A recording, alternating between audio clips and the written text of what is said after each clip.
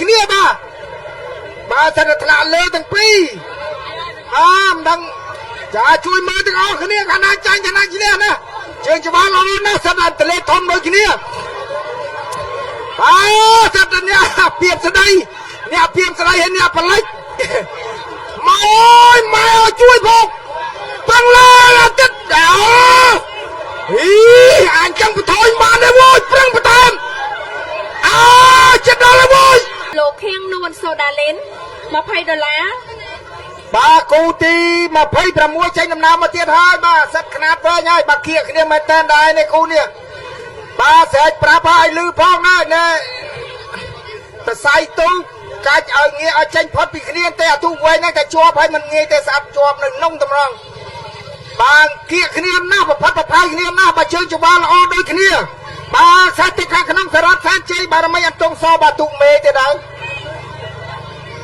បាទសាច់ទឹកខាងក្នុងសាច់ទឹកខាងក្រៅកពូលពេជ្រជាបាញ់សានជ័យសិតតែលឿនដូចគ្នាបាទបើតាមខ្ញុំដឹងដល់ឆ្នាំទៅគូនេះជួបគ្នាម្ដងហើយបាទសូមឲ្យតសៃបែចេញពីគ្នាបន្តិចមកចាញ់ឈ្នះឲ្យល្អមើលតែតាមសាច់ទឹកបាទនៅបាយគ្នាល្អណាស់បាទទូពីរនេះសិតតែជើងឯងដូចគ្នាបាទសិតតែថ្នាក់លើទាំងពីរមិនដឹងចាជួយមើលទាំងអស់គ្នាខាងណាចាញ់ខាងណាឈ្នះណាជើងច្បាស់ល្អណាស់សិតតែតលេធំដូចគ្នាសិតតែអ្នកពៀបស្ដីហើយអ្នកបលិចមកអើយម៉ែអើយជួយផងប្រឹងឡើងអាទិត្យអញចឹងបន្ថយបានទេវ៉យប្រឹងបន្ថែម